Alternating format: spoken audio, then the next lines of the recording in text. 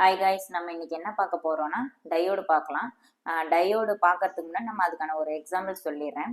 அதாவது நம்ம நீர்வீழ்ச்சி இருக்கு இல்லைங்களா, நீர்வீழ்ச்சி எடுத்துக்கலாம். மேல இருந்து கீழே வரும், ஆனா கீழே இருந்து தண்ணி மேலே போக முடியாது இல்லைங்களா நீர்வீழ்ச்சியில. அந்த மாதிரி கான்செப்ட் தான் டயோடு. டயோடில் வந்து ஃபார்வர்ட் பயாஸ் மட்டும்தான். அதாவது நம்ம இதில் வந்து ஆனோடு கேத்தோடுன்னு ரெண்டு சொல்லுவோம். ஆனோட்ல இருந்து கேத்தோடு போகும், ஆனால் கேத்தோடுல இருந்து ஆனோடு வராது. அப்படி வந்து பாஸ் ஆச்சுன்னா டயோடு வந்து போயிடுச்சுன்னு அர்த்தம். ஆனோடு டு கேத்தோடு வந்து நம்ம கரண்ட்டை வந்து பாஸ் பண்ணுவோம். எல்இடி லைட்ஸ் கூட ஒரு டயோடு தான், லைட் எமிட்டிங் டயோடுன்னு நம்ம சொல்லுவோம்.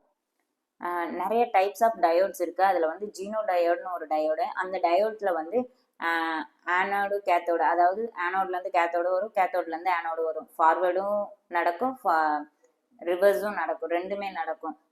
இந்த டயோடோட நேம் வந்து ஜீனோ டயோடுன்னு சொல்லுவாங்க. டயோட்ஸ்லேயே நிறைய டைப்ஸ் ஆஃப் டயோட்ஸ் இருக்குது. அதாவது TVS diode, light emitting diode, zener diode, வெறும் டயோட்ஸு அப்படின்னு நிறைய டைப்ஸ் ஆஃப் டயோட்ஸ் இருக்குது. நான் அதோட பிக்கு உங்களுக்கு வந்து நான் மென்ஷன் பண்ணுறேன்.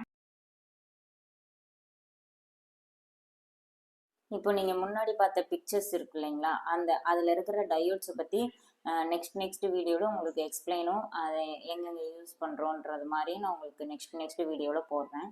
தேங்க்யூ.